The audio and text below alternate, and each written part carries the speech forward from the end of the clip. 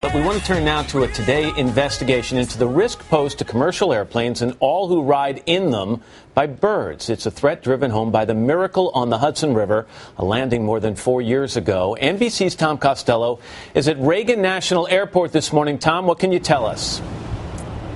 And Matt, good morning. This is the time of year when migrating birds can pose a serious risk to aircraft. The safety of these planes depends on the effort that airports are putting into getting birds out of the way.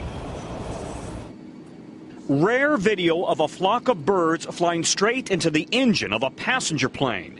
Bird strikes happen nearly every day in the nation's skies, damaging planes and on very rare occasions, bringing a plane down. The Canada geese strike that took out the engines of a U.S. Airways Airbus in 2009 was a big wake-up call. Since then, with better reporting, the numbers of bird strikes have soared. Atlanta reported 100 in 2012, up 45% in 4 years.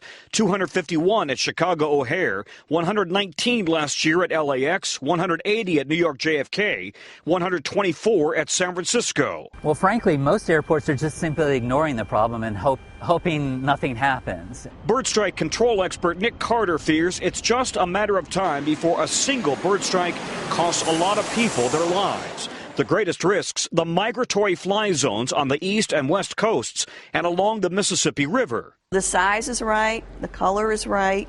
At the Smithsonian Natural History Museum in Washington, the bird experts receive a dozen bird strike remains every day from airports anxious to identify the types of birds hitting planes at their airports. If you know what the birds are on your airfield, you know what to do to keep them away, you can really reduce the risk. At Boston Logan Airport, they take the bird threat very seriously. Sitting right on Boston Harbor, seagulls, ducks, geese, owls, and falcons are a constant threat. Full-time wildlife technicians use cannons, shotguns, noisemakers, and grow the grass to just the right height to keep away both geese and rodents that attract raptors. So we look at the food water cover that's on the airfield, try to eliminate those from the airfield the best we can to deter species from being here. But not every airport is as proactive. NBC5 in Dallas reports the FAA instructed Love Field in June to immediately address a threat posed by gulls and ducks. The airport has since taken steps to reduce the risk. The FAA tells NBC News it's instituted enhanced wildlife training for airport inspectors nationwide that will provide better evaluation and oversight.